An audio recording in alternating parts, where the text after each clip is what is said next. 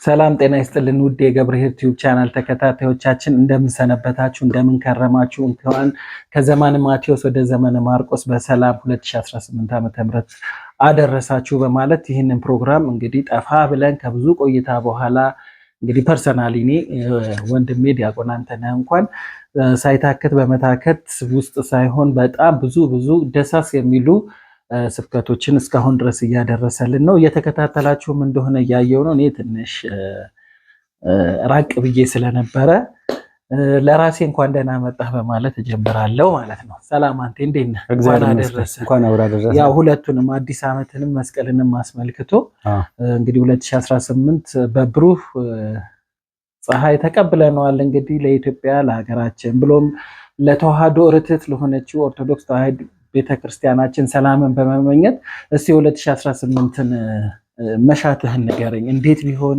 እንዴት ቢደረግ በኢትዮጵያ ላይ ምን አይነት መገለጥ እንዲሆን ትፈልጋለህ? እንግዲህ ቅዱስ ጴጥሮስ በመልእክቱ ላይ እንዳስተማረው አዲስ ዓመት የትላንትናውን አሮጌ ማንነት የምንጥልበት ነው እና ብዙ ቆሻሻ ማንነቶች አልፈዋል። በ2017 እንደ ግልም እንደ ሀገርም እንደ ዓለም አቀፍም ደረጃ ያ አልፎ በንስሐ ታጥበን አዲስ ማንነት አዲሱ ሰው ክርስቶስ የምንለብስበት እንዲሆን የምንመኘው ክርስቶስ ካለ ሁሉ ስላለ ማለት ነው። እውነት ነው።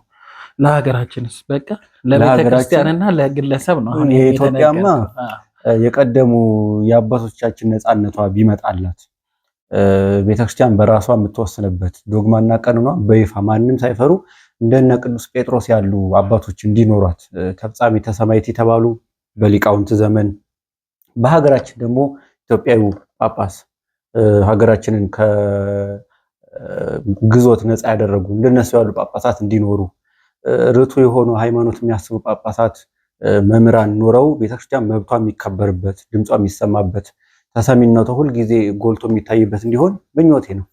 ጥሩ ነው በጣም እንግዲህ በአጠቃላይ አባት እንዲኖረን ነው ጥሪ። ደግሞ የራሴን የሆነ አስተያየት በኢትዮጵያና በተዋህዶ ቤተክርስቲያን እንደዚሁም በምዕመኑ ላይ ያለኝን አስተያየት እሰጣለሁ። ኢትዮጵያ ሀገሬ 2016 2017 ከባድ የሆነ ዓመትን እንዳሳለፈች ለሁላችን ግልጽ ነው። እንግዲህ እንደምታዩት ወጥቶ መግባት የኑሮ ሁኔታ እንደምታየው በጣም ውድ የሆነ ልጆችን ማስተማር ልጆችን ማሳደግ አስቸጋሪ የሆነበት ጊዜ ስለሆነ ሁሉ ነገር የሚጀምረው ከሰላም ነውና 2018 ላይ በጣም እግዚአብሔር በምህረት እንዲጎበኛት እንደው በእውነት ሰላሟ ከአጽናፍ እስከ አጽናፍ እንዲጸናላት ከልብ ይመኛለሁ። ኢትዮጵያ በጣም የምታሳዝን ሀገር ናት። ብዙ ነገር እያላት እንደሌላት ሆና ምንዳ ጠባቂ የሆነች ሀገር ስለሆነች በእውነት ክፍለ ሀገሩን ወጣ ብላችሁ ብታዩት እኮ በቃ የሚገርም ስለሆነ ትንሽ ቢሰራ ሰላም ቢመጣ መግባባት ቢመጣ ተነጋግሮ አንዱ አንዱን አርቆ የሚሄድበት ነገር ቢመጣ ኢትዮጵያ በጣም የምትገርም ሀገር ናትና 365 ቀን የእግዚአብሔር ስም ስብሐተ እግዚአብሔር የሚቀርብባት ሀገር ናትና ኢትዮጵያን ማጣት ከባድ ስለሆነ ቀላል አይደለምና ለኢትዮጵያ እጁን ዘርግቶ የምህረት እጁን ዘርግቶ ከጥፋት ይጠብቃት ዘንድ ምኞቴ ነው። በቤተ ክርስቲያናችን ላይ ደግሞ ቅድም ወንድሜ ዲያቆን አንተነህ እንዳለው አባት ነው አሁን ያጣነው።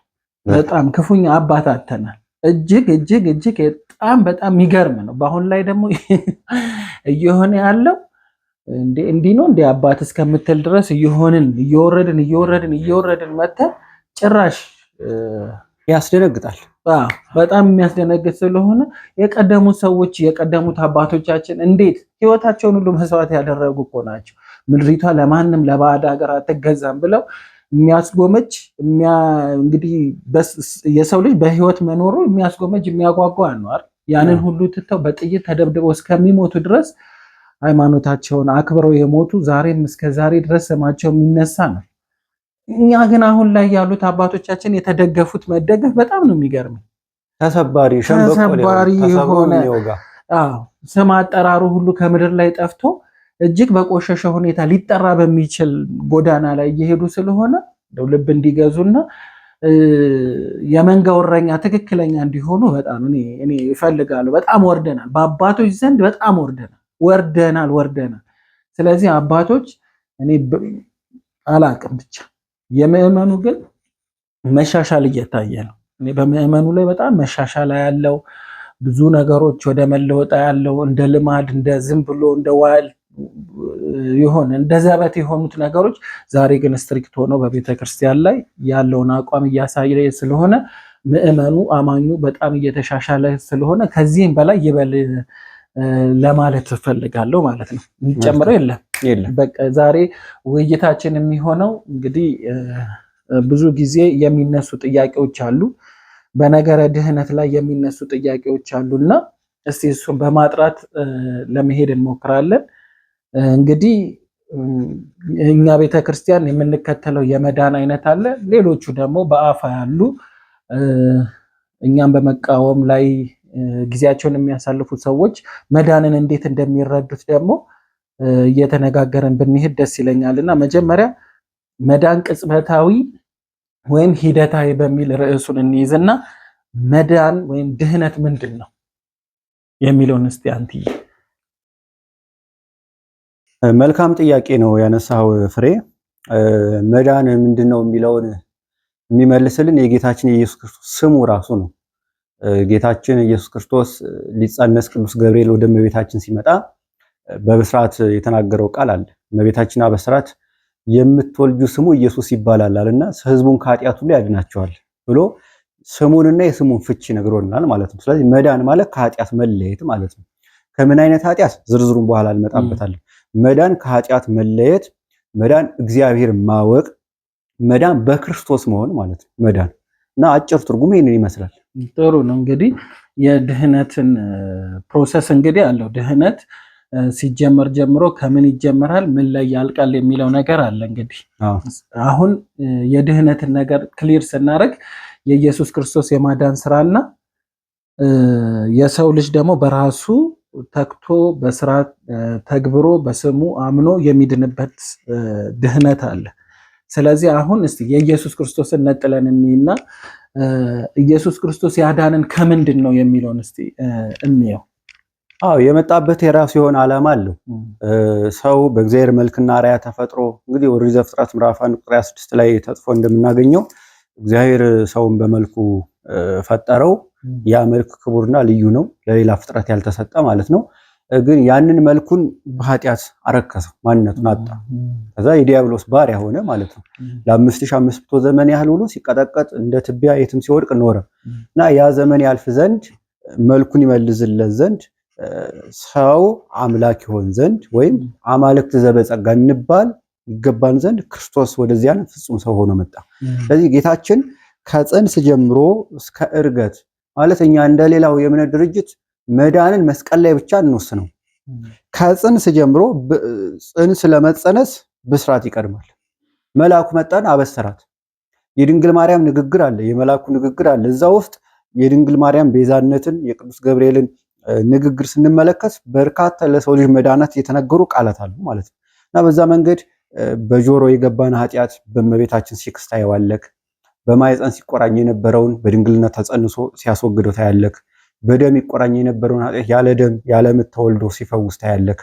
የሕፃናትን እድገት ሲባርክ ታያለክ። ሕፃናት ምን መምሰል እንዳለባቸው፣ እንዴት ማደግ እንዳለባቸው፣ በመቅደስ ማደግ እንዳለባቸው እየታዘዘ አደገ ይላል አይደል? መታዘዝም በክርስቶስ እና እንዲህ እያለ እያንዳንዱን የሰውን ሕይወት እያዳነን የመጣው ማለት ነው እንጂ መስቀል ላይ ብቻ አንንጠለጠልም። መጣ። ከዛ በኋላ በመብል የገባውን በጾም ሲያድን ታየዋለክ። በክህደት የገባውን በትምህርት መጥቶ ራሱን ማንነቱን የአባቱን ማንነት የመንፈስ ቅዱስ ማንነት በትምህርት ሲፈውስ ሲያድን ታያለክ። መጨረሻ አስተምሮ ሐዋርያትን ካበቃ በኋላ ይዞ ሲደርስ ተሰቀለ። ደሙ ፈሰሰ። ደሙ ፍጹም የሆነ ድህነትን ሰጠ ማለት ነው። ያ የፈሰሰው ደም የአምላክ ነው እንጂ የአቤል ደም አይደለም። የአቤል ደም ከሳሽ ነው። የክርስቶስ ደም ነው ፈዋሽና አዳይ ነው። እንዲያርጎ መቀበሩ መዳናችን ነው። መገነዙ መዳናችን ነው። መነሳቱ መዳናችን ነው። ማረጉ የመጨረሻ የመዳናችን ፍጻሜ። እንግዲህ ታረጋላችሁ ተስፋ ነው። እሱ እንዳረገ ማለት ነውና ያዳነን በአዳም ምክንያት ከመጣ ፍዳና መርገም በዲያብሎስ ከታሰርንበት ስር ያለማንም አጋዥነት ብቻውን አድኖናል። በግራ በቀኝ የተሰቀለ አብሮ የለም። የተሰቀለ ማለት ለማዳን አብሮ የተሰቀለ የለም ማለት ነው። በግራ በቀኝ ያሉት በበደላቸው ነው የተሰቀሉት እንጂ ክርስቶስን ለማገዝ አይደለም። ያገዘው ማንም ሳይኖር ለብቻው ዓለምን አድኗል። በምን? ደሙን በማፍሰስ ስጋውን በመቁረስ ከምን? ከዘላለም ሞት ማለት ነው። ጥሩ ነው። ቃለ ሕይወት ያሰማልን። እንግዲህ እቺ ሃይላይት ትሆነናለች። እንግዲህ መዳናችን የሚጀምረው ከጽንሰት ከብስራት ይጀምርና እስከ እርገት እንደሆነ ወንድማችን በደንብ ነግሮናል እንጂ እኛ የመስቀሉን ስራ ላይ ብቻ ተንጠልጥለን መዳናችንን የምናውጅ እንዳይደለን እኛ ተዋህዶ ቤተክርስቲያን አማኞች ከዚህ ትምህርት ልንረዳ እንችላለን ማለት ነው። እንግዲህ ይሄንን ካልን ዘንዳ ያው ሞት የመጣው በአዳም በኩል ስለሆነ አዳም ዕፀ በለስን እንዳትበላ ትእዛዝን አስተላልፎ ስለነበር ያችን ቆርጦ ከበላ በኋላ ሞት ወደ ዓለም ስለገባ ያንን ካሳ ቤዛ ሆኖ ሊያድን የሚችል ከፍጡር ማንም ስለሌለ ቀዳማዊ ቃል ኢየሱስ ክርስቶስ በድንግል ማኅፀን አድሮ ወደዚህ ምድር መጥቶ ራሱን ቤዛ አድርጎ ከዛ ለዘላለም ፍዳ ከታወጀብን አድኖናል ማለት ነውና ይሄ የመዳናችንን ውጤት ማንም ሊሽራው ሌላ ሰውም ሊተካው እንደማይችል ግልጽ ነው ማለት ነው። ከኢየሱስ ክርስቶስ በስተቀር ያንን የገነትን ቁልፍ ሊከፍትልን የሚችል ማንም ስለሌለ የእሱ ሞት ግድ ነበር ማለት ነው። በትክክል ኦኬ። እንግዲህ እኛ ደግሞ አሁን ይሄንን በዚህ ደረጃ ላይ ከተስማማን ድኛለሁ የሚል አስተሳሰብ አለ። በቃ እኔ አሁን ድኛለሁ ምንም ነገር ብሰራ ከአብ ዘንድ ጠበቃ አለን የሚል አስተምህሮ ያላቸው ሰዎች አሉ። ስለዚህ አንዴ በደሙ ከለላለሁ የሚሉ ሰዎች አሉ። እኛ ደግሞ ኦፍኮርስ ድነናል፣ እየዳንን ነው፣ በመዳን ላይ ነን ብለን የምናምን የተዋህዶ አማኞች ነን እና ይህንን እስቲ እንዴት ታስታርቀዋለህ? ከፍሎ እያንዳንዱን ነገር አጥርቶ ማየት ይገባል። ድነናል ሲል አንድ ሰው ከምን ተብሎ መጠየቁ አይቀርም። ከምን ሲባል ከዘላለም ሞት። የመቼ ሞት ካልን በአዳም በኩል ከመጣብን ዘላለማዊ ሞት። በጎም ሰራክ፣ በእግዚአብሔርም ማመንክ፣ ከጣዖትም ተጠበልክ፣ የወደቀውንም አነሳ፣ መጨረሻ ሞት ነበረ። ያ ሞት በክርስቶስ ተሽሯል ማለት ነው። በክርስቶስ ተሽሯል። ያ የተከፈለ ሁሉ መስዋዕትነት ያ ሞት ይጠፋ ዘንድ ነው። ከጽንስ ጀምሮ እስከ እርገት ያለው ማለት ነው። የተተፋበት ምራቅ እኮ በከንቱ አይደለም። አዳም በዲያብሎስ ሲተፋበት የነበረውን ምራቅ ሲያርቅለት ነው አይደለ? እና ይሄንን ካየን በኋላ ከምን ዳንን ተብሎ ሲጠይቅ አንድ ሰው ከዘላለም ሞት። ከዛ እስካለን ያ የዘላለም ሞት በነገራችን ላይ አባቶቻችን ገነትን ሲከፍት ሲኦል ዘግቶ አልተመለሰም ይላሉ አባቶቻችን። ገነትን ያን ጊዜ በአዳም ጊዜ ሲኦልን ሲከፍት ገነትን ዘግቷት ነበር። አሁን ግን አዳምን ካዳነ በኋላ ገነትን ሲከፍት ሲኦልም ክፍት ናት። ለምን? በሱ ያላመኑ ሊገቡ ስለሚችሉ ማለት ነው። የዘላለም ፍርድን ይሰጣበታል እውነተኛ ዳኛ ስለሆነ እና በዚህ ምክንያት ጌታችን ኢየሱስ ክርስቶስ ያዳነን ከዘላለማዊ ሞት ነው። በዚህ ሁላችንም አንድ መሆን አለብን። መጽሐፍ ቅዱስ የሚናገረው እንዲሁም የዮሐንስ ወንጌል ምዕራፍ 3 ቁጥር 14 15 ላይ ስታነብ የሙሴን ታሪክ ያነሳና እባብን በምድረ በዳ እንደሰቀለ የሰው ልጅ ይሰቀላል። ለምን ካልን በሱ የሚያምን ሁሉ የዘላለም ሕይወት እንዲኖረው እንጂ እንዳይጠፋ። በክርስቶስ ካመንክ በትላንትናው በአዳም ኃጢአት ጥያቄ የለብህ። ሞቶ ሽሮታል ማለት ነው። ምን አይነት እምነት? አሁን በክርስቶስ ማመን ሲባል ምን አይነት እምነት? በክርስቶስ ማለት ማመን ማለት ክርስቶስን አሁን ተቀበል ትባልና ይነግሩሃል አይደለ? ምን አይነት እምነት ነው በክርስቶስ ላይ ማሳደር ያለብን? ኦርቶዶክሳዊ የሆነ እምነት፣ ቀጥተኛው ቃሏ እንጠቀም ብዬ ነው። ኦርቶዶክሳዊ ቀጥተኛ የሆነ እምነት። ቀጥተኛ የሆነ ማለት ሐዋርያት ባመኑት እምነት ታምነዋል ክርስቶስን ማለት ነው። ሐዋርያት ዘርዝረው ይሄ አሁን የሐዋርያት ያመኑት እምነት በክርስቶስ ላይ እንዴት ሐዋርያት እንዴት አመኑት ካልን ሐዋርያት ያመኑ ክርስቶስን አንደኛ አምላክ ብለው ነው። ሁለተኛ የዘላለም ንጉሥ ብለው ነው። ሶስተኛ መድኃኒት ብለው ነው። መድኃኒት እንደገና በብሉይ ኪዳን በትንቢት የተነገረ በሐዲስ ኪዳን በራሱ የተገለጸ አምላክ ብለው ከዘላለም ሞት የሚታደግ እሱን ለመከተል መስዋዕትነት ሊከፈልለት የሚገባ አምላክ መሆኑን አሁን አምነው ነው። ፈራጅነቱን በጣም ክሊር አድርገው ነው አስረግጠው ነው ማለት ነው። ሌላ ባዕድ ነገር ቀላቅለው አይደለም። የለም ሌላ ኢየሱስን አልሰበኩንም።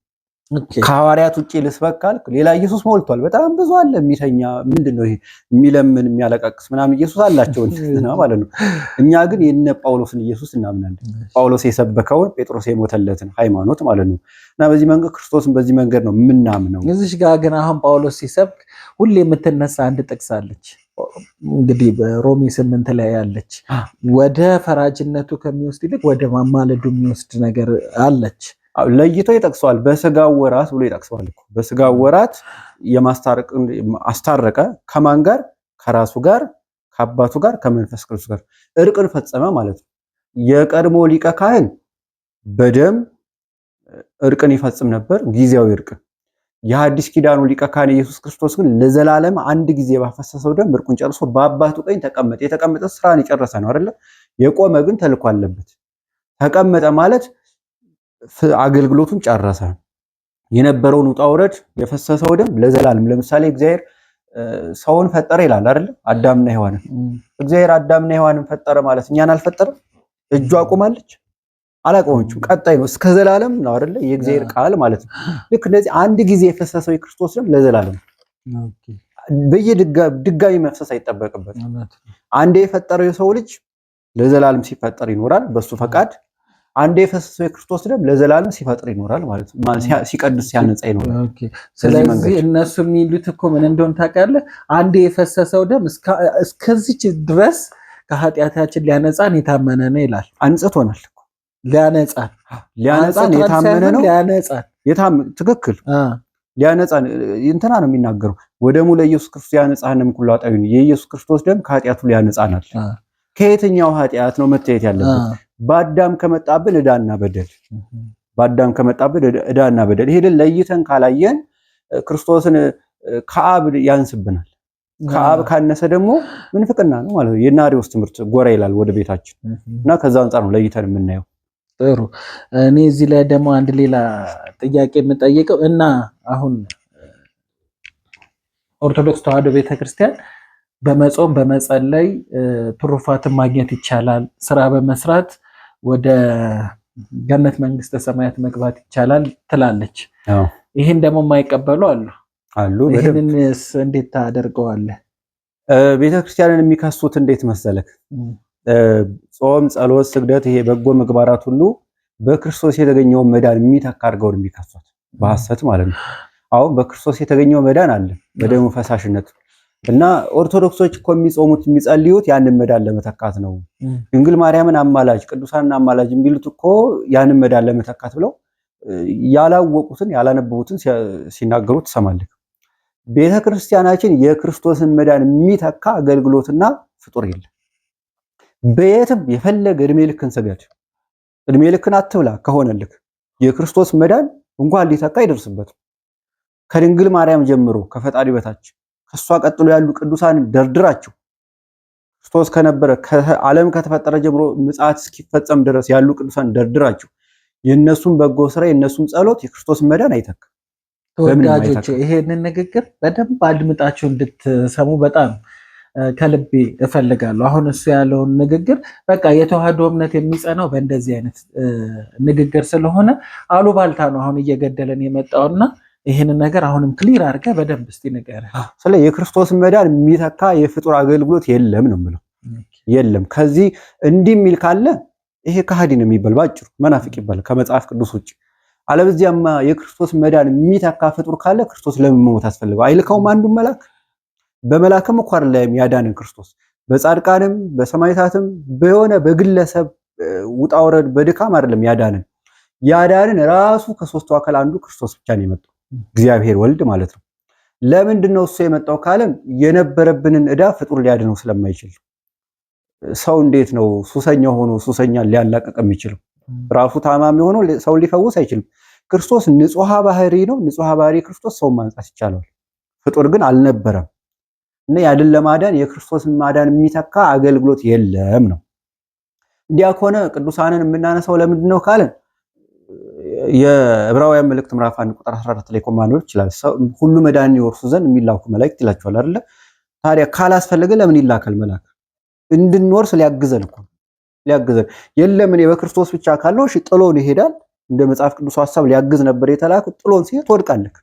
ከወደቅ ያው መውደቅ ነው፣ መነሳት የለም። እና ሁሉ መዳንን እንዲወርሱ የሚላኩ መላእክት ካሉ እነዚህ መላእክት ድነት እንድንፈጽም የሚያግዙ ናቸው። ድነት የሚፈጸም እንጂ የሚያልቅ እንዳልሆነ ማሳየው ነው ይሄ ጥቅስ ራሱ። የሚያግዙ ከተባለ የምትታገዝ እኮ ስራ የሚፈልግ ነገር ነው። የተፈጸመ ከሆነ ምን ሊሰራ ሊያግዘን ይመጣል። እና ከዚህ አንጻር የምንሰራቸው በጎ ስራዎች ሁሉ የክርስቶስን መዳን ለመተካት ሳይሆን ክርስቶስን ለመምሰል የምናደርገው ነገር። ክርስቶስ የስጦታ አባት ነው። ስትመጻውት ክርስቶስን ትመስላለህ። ክርስቶስ ቸር ነው። አለቃ ሆነ ለሰራተኛ ስትራራ ክርስቶስን ትመስላለህ። ክርስቶስ ይቅር ባይ ነው። ይቅር ስትል ሰው ሲጾም መላእክትን እየመሰለ ይመጣል። መላእክትን ምግብ ኃጢአት አይደለም። ሲጾም እየቀነሰ ሲል መላእክትን እየመሰለ ስጋው እየተገዛለት ነፍሱ እያበበችለት ይመጣል። ከዚህ አንጻር ነው እንጂ የክርስቶስ መዳን የሚተካል የሚል ኦርቶዶክሳዊ ትምህርት የለም። ጥሩ፣ በጣም ጥሩ። ቃለ ሕይወት ያሰማለን።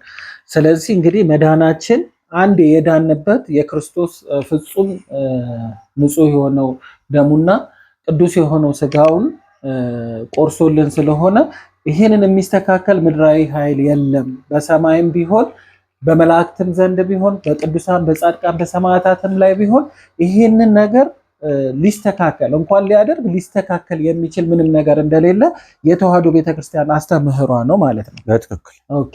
እና እንግዲህ አሁን ሌላ ደግሞ የሚነሱ ጥያቄዎች አሉ። በጭንቅላቴ እያመጣኋቸው ያሉ ነገሮች አሉ። ቅጽበታዊና ሂደታዊ የሚባል ነገሮች አሉ። እኛ በሂደትና ኦን ፕሮሰስ እናምናለን። ሌሎቹ ደግሞ ቅጽበታዊ ነው። እኔ አንዴ ካመንኩኝ በቅጽበት እድናለሁ ብለው ፈያታዊ ዘየማን ይጠቅሱልናል። እሱ እንግዲህ ጥምቀትን አላውቅም፣ ከሚስጥራቱም ምንም የተካፈለው ነገር የለም። እዛው መስቀል ላይ ሆኖ ስላመነ ግን የገነት ቁልፍ ተሰጥቶት ከነ አብርሃም በፊትም ሆኖ ገነትን ከፍቶ ገብቷል ይሉናል። ይህንን እንዴት እናስታርቀዋለን? መጀመሪያ ሂደታዊ ቅጽበታዊ የሚለውን መለየት አለብን። እነሱ የሚሉት እንደተባለው ጥቅስን ቆርጦ ብቻ በማውጣት መጻሕፍት ተካፍሎ መጻፍ የሚባል አለ። በነገራችን ላይ ቅዱስ ጳውሎስ አንድን ሐሳብ ሲጽፍ ቅዱስ ጴጥሮስ የጳውሎስ ላይ ይጨምርበታል። ቅዱስ ጴጥሮስ ላይ ደግሞ ያዕቆብ ይጨምርበታል። ያዕቆብ ላይ ደግሞ ይሁዳ። እንዲህ ያሉ መጻሕፍት ሙሉ የሚሆኑት አንድ ላይ እንጂ ነጥላል። የጴጥሮስን መጽሐፍ ብቻ ልመን ካልክ በጣም ብዙ ነገር ይጎልሃል። የጳውሎስንም ብቻ ልከተል ካልክ ወይም የያዕቆብን ብቻ ወይም የማቴዎስን ብቻ ብለህ ከመጽሐፍ ቅዱስ ነጥለህ አንዱን ብቻ የምታይ ከሆነ በርካታ ነገር ይጎልሃል ማለት ነው። እንኳን ወንጌላውያንን ተመልከት። አንዱ ስለ ልደቱ ሲጽፍ፣ አንዱ ስለ ጥምቀቱ፣ አንዱ ስለ ቀዳማዊነቱ ሲጽፍ፣ አንዱ ደግሞ ስለ ዳህራዊነቱ ተካፍሎ ነው የጻፉት። ለምሳሌ ቀዳማዊነቱን ብቻ ስለጻፈ ክርስቶስ ዳህራዊ አይደለም አትልም። ደግሞ ማርቆስን ታነባለህ። ምን ይላል ማርቆስ? ለምሳሌ ብስራትን የጻፈ ሉቃስ ነው አይደል? ማቴዎስን አነበ የታለ ብስራቱ ካልክ ሉቃስ ጋር ትባላለህ። ሙሉ የሚሆንልህ መጻሕፍትን በምላስ ስትቀበል ነው። እነሱ ማመን የምትለው ያመነ ብሎ ቅድም የጠቀስኩት ዮሐንስ 3 ላይ በልጁ የሚያምን አይፈረድበትም። እሷን ብቻ ያነሱና በቃ ማመን ነው ጨረስን ይላሉ አይደለም? ጌታስ ምን አለ ነው? ጌታም ራሱ በእኔ ያመነ የዘላለም ሕይወት አለው አንድ። ከዛስ ካልን ያመነ የተጠመቀ እምነት ላይ ምን ጨመረበት? ጥምቀትን ጨመረ ማለት ነው። ከዛስ አምኖ መጠመቅ ብቻ ነው ወይ ካል ስጋዬን የበላ ደሜን የጠጣ የዘላለም ሕይወት አለው። ከዛስ ካልን ደግሞ ዮሐንስ 8 ላይ ደግሞ ምን ይላል? ቃሌን የጠበቀ ለዘላለም ሞትን አይቀምስም። ቃሉን መጠበቅ አየህ። የማቴዎስ ጋር ስትገባ አንድ ቃል ታገኛለህ። ማርቆስ ጋር አንድ ቃል፣ ሉቃስ ጋር አንድ ቃል፣ ዮሐንስ ጋር አንድ ቃል፣ ጳውሎስ የሆነ ቦታ ላይ፣ ጴጥሮስ የሆነ ቦታ፣ ሁሉም ስታስተካክለው ድህነት ሂደታዊ እንደሆነ ትመለከታለህ። ጳውሎስን ተመልከት። በክርስቶስ አመነ ግን አልተቀመጠም። ምንድን ነው ያደርገው? ተጋደለ፣ ሮጠ። ለምሳሌ ምን ብሎ ይናገራል ቅዱስ ጳውሎስ አንደኛ ጢሞቴዎስ ምዕራፍ 6 ቁጥር 12 ላይ መልካሙን የእምነት ገድል ተጋደል። አምነህ ቁጭ በል አላለም።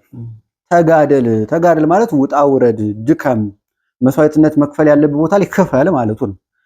ራሱም ሲናገር ለመንፈስ ቅዱስ ልጁ ሁለተኛ ጢሞቴዎስ ምዕራፍ 4 ቁጥር 7 ላይ መልካሙን ገድል ተጋድያለሁ፣ ሩጫውን ጨርሻለሁ፣ ሃይማኖትን ጠብቄያለሁ። አየው፣ አምኛለሁ፣ በቃ ልጄ ሆይ በክርስቶስ አምኛለሁ፣ ጨረስኩ አላለም። መልካሙን ገድል ተጋድያለሁ ብሎ በክርስትና የደረሰበትን መከራ በአጭር ቃል ይጠቅሳታል። የቅዱስ ጳውሎስን መከራ የሐዋርያት ሥራ ማንበብ ይቻላል ማለት ነው። ያ ሁሉ ለክርስቶስ የተደረገ እንጂ አምኖ ሄዶ አንዱ ጋር መሸሸግ አቅቶት አልነበረም። እና በዚህ መንገድ ሂደታዊ መሆኑን ትመለከተዋለህ። ቅጽበታዊ የሚለው ግን የስንፍና ጥቅስ ነው። ላለመጾም፣ ላለመጸለይ፣ ለስጋ ምቾት ለመስጠት ይሄ ፕሮስፔሪቲ ጎስፐል የሚባልም አለ። ብልጽግና ብቻ ይሄ መብላት፣ መጠጣት፣ መተኛት፣ መልበስ ይሄ ነው ብሎ ክርስቶስን ለምድራዊ ነገር ብቻ መጠቀም፣ ይሄ ቅጽበታዊ ብለው የሚያምኑ ሰውን መልአክ እንዳይመስል እንስሳ እንዲመስል እንዳሻው እንዲኖር የሚያደርጉበት ጥቅስ ነው እንጂ ገንጥሎ መጥቀስ ብዙ ዋጋ ያስከፍላል። ጥሩ እንግዲህ ለመዳን ሚስጥራትን መካፈል ያስፈልጋል ማለት ነው። በሚገባ ማመን፣ ከዛስ ትጠመቃለህ። ጥምቀት አንደኛው ምስጢር ነው። ስጋው ደግሞ ትቀበላለህ። ስጋዬን የበላ ደሜን የጠጣ ከዛ በኋላስ መንፈስ ቅዱስ ሊያድርብህ ይገባል። ሐዋርያት እጅ እያጫኑ አይደል? ምስጢረ ሜሮን ከዛ ኃጢአት ስትሰራ ንስሐ መግባት አለብህ። ስርየት የሚገኝ በንስሐ ነው። ምስጢረ ንስሐ እንዲህ እያልክ እኮ እነሱ አሁን የሚጠቅሱት እዛ በቀኝ የተሰቀለው ሰውዬ ይሄንን ሁሉ ነገር አላደረገም። በጣም ጥሩ። የሚገርምህ ጥምቀት ሁለት አይነት ነው ማለት በውሃ የሚሰጥ ጥምቀት አለ፣ የደም ጥምቀትም አለ። በቀደሙት በአባቶቻችን በዘመነ ሰማዕታት አምነው ለጥምቀት የማይደርሱ በርካታ ክርስቲያኖች አሉ።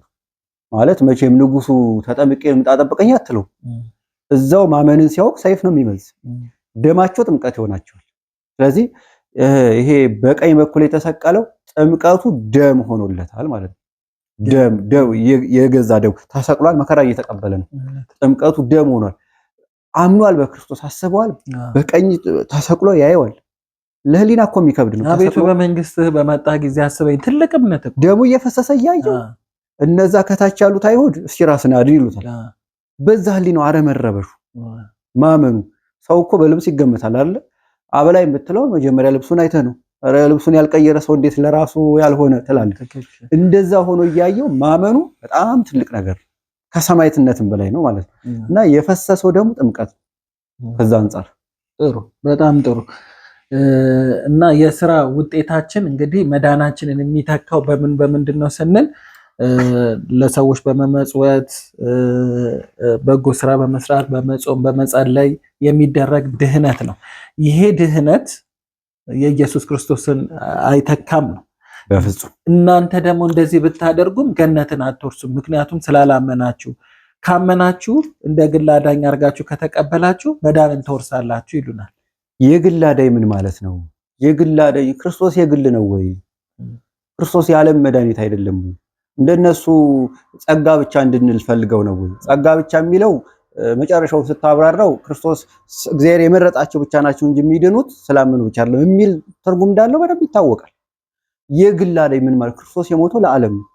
የትኛው መጽሐፍ ቅዱስ ላይ አንዱ ስለ ሁሉ ሞተ ነው? የትኛው መጽሐፍ ቅዱስ ላይ የትኛው ቅዱስ የትኛው ሐዋርያ የግል አዳኝ አድርጎ ተቀበለ? የዓለም መድኃኒት እንደሆነ አመኑ፣ በክርስቶስ ኖሩ። ይሄ ነው መጽሐፍ ቅዱስ የሚነግረን። የትኛው ቅዱስ ነው? ምሳሌ እኮ ያስፈልጋል አይደል? መጽሐፍ ቅዱስ አንድን ነገር ስንኖር እገሌ የሚባል ሐዋርያ ይሄንን አስተምሯል፣ ይሄንን ኖሯል፣ እኛ ምን ኖር ማለት አለበት። ምክንያቱም ጳውሎስ ያስተማረውን መኖር ግድ ነው ክርስቶስን ስለሚያስመስል። የትኛው ሐዋርያ ነው? ጳውሎስ ነው ወይ የግል አዳኝ ያደረገው? ስለዚህ ከመጽሐፍ ቅዱስ ውጭ ስለሆነ እንዲሁ ዝም ብሎ መጃጃል ነው የሚሆነው። አንድ የሆነ እንደገና ወደኋላ ለመለሰህ ነው እንግዲህ ሐዋርያቶች እንደተጠመቁ መጽሐፍ ቅዱስ ማስረጃ አለን። ግን ከዛ በኋላ የተነሱት አበው ሐዋርያት አልተጠመቁም። ለምሳሌ ሐዋርያው ቅዱስ ጳውሎስ አልተጠመቀም። መጠመቅ ብዙ እንትን የለውም የሚሉ አስተምህሮ ደግሞ አላቸው። የሚገርምህ ቅዱስ ጳውሎስ ወንጌል ከማስተማሩ በፊት በደማስቆ ብርሃን ክርስቶስ ተገለጠልህ አይደል? ወደ ካህኑ ሐናንያ እኮ ነው የላከው ክርስቶስ። ምን ሊያደርገው? ሊያጠምቀው። ሲጠመቅ መንፈስ ቅዱስ ያድርበት ሆነ። አይኑ ሁሉ የበራው፣ አይኑ ታውሮ ነበር፣ በመብረቅ ተገልጾለት። የሐዋርያት ሥራ ላይ ማንበብ ትችላለህ። ቃል በቃል የተጻፈ ነው። ወደ ሐናንያ ሄዶ ከዛ በኋላ 3 ቀን ሳይበላ ደክሞ ከዛ በኋላ ወንጌል አስተምሮ እንዲሁም ሐናንያ ፈርቶ የቀድሞ ሕይወቱን ስለሚያውቅ ክርስቲያኖች የሚያሰድድ አልነበረው። ያይ እኔ ምርጥ አድርጌዋለሁ ስለ በፊቴ ጸልያልና ብሎ ክርስቶስ መስክሮለት ከዛ ከሐናንያ ጋር ተገናኝቶ እኮ ነው ቅዱስ ጳውሎስ ጥምቀትን ተቀብሎ ወንጌል ማስተማር የጀመረው። ከዚህ በኋላ ምን አይነት ማስረጃ እናምጣ? ያለ ጥምቀት የተገኘ ድነት የለም። ምክንያቱም ይሄ የክርስቶስ ዶግማ እኮ ነው። ያልተጠመቀ ካለ ምን ታደርገዋለህ? አታሻሽለው አይደል? ያንን መፈጸም ግድ ነው። አይ አልተመቸኝም፣ እንዲህ ያለ ነገር የለም፣ ክፈል መስዋዕትነት። ክርስቶስ በማይመች ዓለም ወንጌል ያስተማረው እና ቅዱስ ጳውሎስማ በሚገባት በሐዋርያው በማን ነው በካህኑ በሐናንያ በእግዚአብሔር አገልጋይ የተጠመቀ ስለሆነ አልተጠመቀም ማለት አንችልም። ጥሩ እግዚአብሔር ነገሮችን ሁሉ በመጽሐፍ ቅዱስም በቃሉም ሁሉንም ስላስተማረን ያንን እያዩ በእምነት መቅረብ ነው። እንግዲህ ለመቃወምማ ብዙ ነገር እያነሳ ትቃወማለህ። ማመኑ ነው ከባድ እንጂ በቃል አምንም ካለ እኮ መብቱ ነው። መብቱ ስለሆነ ምንም ልታደርገው አችልም ለማለት ፈልጌ ነው። እኔ እንግዲህ ከነዛ በኩል የሚነሱትን ሀሳቦች አምጥቼ ጠይቄሃለሁ። ቀረ የምትለው ነገር አለ? አዎ ይሄ በጎ ስራ የምንለው ምን መሰለህ? እኔ የያዕቆብ መልእክት ምዕራፍ 2 ላይ ሙሉን እንዲያነቡት ለአድማጭ ተመልካቾቼ በጣም የሚገርመኝ ነው። አሁን ይሄን በሐዲስ ኪዳን ውስጥ ያምኑታል። በ66 ውስጥ ካኖናይዝድ አድርገውታል። ሉተር ምን እንደሚል ታውቃለህ? ስለዚህ መጽሐፍ የተናቀ መጽሐፍ ነው የሚለው ያዕቆብ ያው እሱን ስለማይደግፍ ማለት ነው። አዎ የእሱን ሐሳብ ውድቅ ስለሚያደርግበት የተናቀ መጽሐፍ ይላል። ለምን አያወጡትም ታዲያ? እንግዲህ ይቀራል፣ ወደፊት አይቀርም እኮ ምክንያቱም ህግ የለም እነሱ ጋር። አንዱ ውድቅ ብሎ የራሱን ህግ ነው የሚሰራ እንጂ የተጻፈ የተደነገገ መጽሐፍ ቅዱሳዊ መነሻና መድረሻ ያለው ህግ የለም። እንዳሻው አንዱ ብድግ ብሎ እንዲህ ነው ይላል፣ አንዱ ደግሞ እንደፈለ አይደለም ሲል አይደለም ያለው ተገንጥሎ ይወጣል። የሆነ ቸርች የግል ቸርቹ ብሎ የእሱ ሐሳብ ደጋፊዎች ተሰብስበው እዛ ሲጮህ ያለ ማለት ነው። እና ሊያወጡት ይችላሉ፣ ምን ይታወቃል። ከዚህች አንደን ያጎደለስ የሚለው አይዛቸው ምን እሱንም ምን ሊሉት ይችላሉ። ነገ ደግሞ ምን ይታወቃል። እና የያዕቆብ መልእክት ምዕራፍ 2 ላይ ወንድሞቼ ሆይ ይላል። ምዕራፍ 2 ቁጥር 14 ላይ እምነት አለኝ የሚል ስራ ግን የሌለው ሰው ቢኖር ምን ይጠቅመዋል? ማለት ስራ ምንድነው ካልን ስራ በጎ ስራ ማለት ነው የክርስቶስን የማዳን ህይወት የሚተካ ሳይሆን ስራ ማለት ሃይማኖት እንዲበራ የሚያደርግ ማንነትን እንዲገልጽ። ለምሳሌ ሻማ ለምንድን ነው ሰው የሚያበራ? ሻማ የሚያበራ እኮ ጨለማ እንዲያርቅለት ነው አይደል? አሁን ሻማን አብርተህ እስቲ አልጋ ስር አድርገው ምን ይጠቅማል? ሻማ ካበራ በኋላ መስቀል ያለበት ከፍ ያለ ቦታ ላይ ለምን? ለቤቱ እንዲያበራ። አሁንም በጎ ስራኛ የምንሰራው ሃይማኖታችን እንዲገለጥ እንጂ የክርስቶስ መዳን እንዲተካ አይደለም። መብራትን አብርቶ ከእንቅበታችን የሚያደርግ ማቴዎስ 5 ላይ አናረግም። ስለዚህ እኛ ኦርቶዶክሳውያን በክርስቶስ ያመነ ምን ያደርጋል ካልን እምነቱን በስራ ያጎለዋል። የአብርሃምን ታሪክ እየጠቀሰ የረዓብን ታሪክ ዘማዋ ረዓብ የሷን ታሪክ እየጠቀሰ እምነት አለኝ የምትል ስራ ግን የሌለክ እስቲ ሁለቱ ለይታ አሳየኝ። እምነት ያለ ስራ የሞተ ነው፣ ነፍስ የተለየው ስጋ የሞተ እያለ ይህን በጥሩ ምሳሌ ስለሚጠቅሱና አብርሃም እግዚአብሔርን አመነ ጽድቅ ሆኖ ተቀጠረለት። ከዛ የአብርሃም ስራው ምንድነው? ልጁን ለመሰወት ይዞ መሄዱ ስራ ነው። ስንተርከው ቀላል አይደል? ልጅን ያህል ነገር ለመሰወት በታሪክ ብዙ ነገር ቀሎ ስለሚታይ ማለት ነው። ሲታመም እንኳን ልጅ እንዴት እንደሚያንፈራፍ እንኳን ሄዶ ሊያሳርፍበት ቢላ ማለት ነው። እና ይሄን ሁሉ ገልጾ ያዕቆብ በመልእክቱ ላይ በሚገባ ስለገለጸው እኛ ኦርቶዶክሳውያን የምንሰራው ስራችን እምነታችን በስራ እንዲገለጥ ክርስቶስ እንድንመስል እንጂ የክርስቶስን የማዳን ህይወት እንዲተካ እንዳልሆነ መታወቅ አለበት። ስለዚህ ድህነት ሂደታዊ እንዲሁ አንድ ጥቅስ ብጨምር እዚህ ክፍል ላይ በራእየ ዮሐንስ ምዕራፍ 22 ቁጥር 12 ላይ እንዲሁ የሚለውን እናንበው። ራእየ ዮሐንስ ምዕራፍ 22 ቁጥር 12 ላይ እነሆ በቶሎ እመጣለሁ ለእያንዳንዱም እንደ ስራው መጠን ከፍል ዘንድ ዋጋዬ ከኔ ጋር አለ ብሎ ክርስቶስ እንደ ስራው መጠን እንደ ስራው መጠን ታምናለህ አይደለ? አምነህ ምን ሰራ? ክርስቶስ የሚመስል ስራ ምን ሰራ ከተባልክ ለጥያቄ የሚቀርብ ስራ ሊኖር ይገባል። ሚዛን የሚደፋ ስራ ባብልታችሁኛል ወይ ስጠማ ጠጥታችሁኛል ወይ ይሄ ሊመጣ ነው ማቴዎስ 25 ላይ። ስለዚህ እኔ አልፋና ኦሜጋ ፊተኛውና ኋለኛው መጀመሪያውና መጨረሻው እኔ ነኝ ካለ በኋላ ከኋላይ በቃ እንደ ስራው መጠን ከፍለው ዘንድ። ስለዚህ ክርስቶስ በእኔ ታምናለህ ሳይሆን የሚልክ ተርቤ ያበላኸኝ ነው የሚልክ።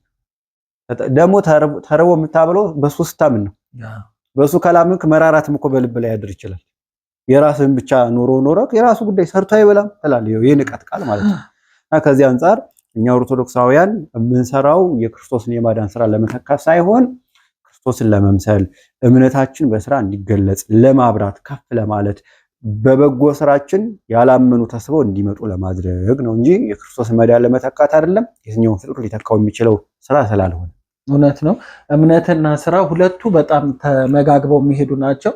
ካመንክ ወደ ስራ ትመጣለህ። በኢየሱስ ክርስቶስ ስም ካመንክ ስራ መስራት እንደሚያስፈልግ መጽሐፍ ቅዱስ ይነግረናል። ስራ ባብልታችሁኛል ወይ ስጠማ የፍርድ ቃል የሚመጣው ከዚህ በኋላ ይልና መቼ አይተንህ ለሚሉት ወግዱ እናንተ ከዚህ ሰውዬ እንዳንዱ ሆኜ መጥቼ አልተቀበላችሁኝም ይላል።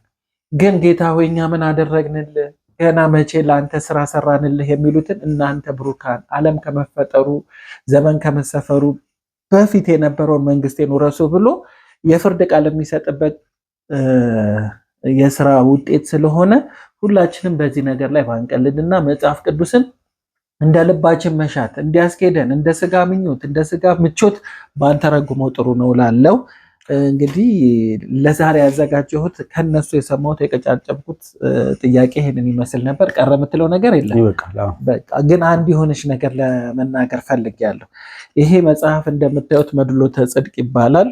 በአዘጋጁ ዲያቆን ያረጋል አበጋዝ ነው። በጣም ምርጥ መጽሐፍ እንደሆነ ሁላችንም የምናውቀው ነው። ግን ተደራሽነቱ ምን ያህል ነው ለኦርቶዶክሳውያን፣ ለተዋህዶ በተለይ ደግሞ በሁለት ሀሳብ ላሉ ለሚያነክሱ ሰዎች ይሄ መጽሐፍ ጥሩ ጥሩ ጥሩ መልስና ጥያቄ ያለው ስለሆነ እንደው ይሄ መጽሐፍ የሚደርስበት ነገር ኦፍኮርስ ብዙ ብር ነው፣ ውድ ነው ዋጋው። ይሄ ቅጽ 1 ነው። ቅጽ 2 ቅጽ 3ም አለው። ተሐድሶች የሚያነሱትን፣ መናፍቃን የሚያነሱትን፣ ፕሮቴስታንቶች የሚያነሱትን ነገር በሙሉ በስፋት በጥልቀት በጣም በተጠና ሁኔታ ይሄ ሪሰርች ነው። ለኔ ይሄ ሪሰርች የጥብቅና መጽሐፍ ነው። የጥብቅና መጽሐፍ ስለሆነ እንዴት ተደራሽ እንደሚሆን ይህንን ቻሌንጅ እንዴት እንደማደርገው በጣም ግራ ገብቶኛል። ሲነበብ በጣም ደስ የሚል ፍሰት ያለው ልክ እንደ ወንድማችን ጥሩ ጥሩ የሆነ ትምህርትን የሚሰጥ ስለሆነ ሁላችንም እንደው ከማካያቷችንም ከታክሲም ከምንም ተቀፋፍሎ እችን መጽሐፍ አሁን 700 ብር መሰለኝ ይሆናል፣ 700-800 ብር ይሆናል። ኦፍኮርስ ብዙ ብር ነው በዚህ ጊዜ ላይ ሆኖ፣ ግን ያው ለስጋ መብል እንደሚያስፈልግ ሁሉ ለነፍስ ምግብ ስለሚያስፈልግ ይህንን እንደምንም ብላችሁ በእጃችሁ ብታስገቡትና ብታነቡት እኔ ፈቃዴ ነው። እኔ ጋብዛችኋለሁ። አንተስ ምን ትላለህ? በጣም እጅግ ልዩና እንዲሁም ብዙ ምስክሮች ተሰጥተውበታል በዚህ መጽሐፍ ላይ። የዘመናችን የቅዱስ ጳውሎስ ልጅ እስከመባል ደርሷል። በጽሁፉ በመልእክቱ ብዙ ሰዎችን የታደገ መጽሐፍ እና በአጭሩ መጠቅሰው ይህንን ስለሆነ ብትገዙት ታተርፉበታላችሁ። ልባችሁን እርፍ የሚያደርግ መልስ በውስጡ ስላለ እውነት ነው። በጣም እናመሰግናለን። ቃለ ሕይወት ያሰማልን። ዲያቆን አንተነህ አሸናፊ የቤተ ክርስቲያናችን ብርቅዬ ልጅ ነው። እንግዲህ ሌላው ደግሞ በሚቀጥሉት እንግዲህ ፕሮግራም ስንመጣ ማቅረብ ያለብንን እንደዚህ አይነት መልስ የሚያስፈልጋቸውን ነገሮች ይዘን እንቀርባለን።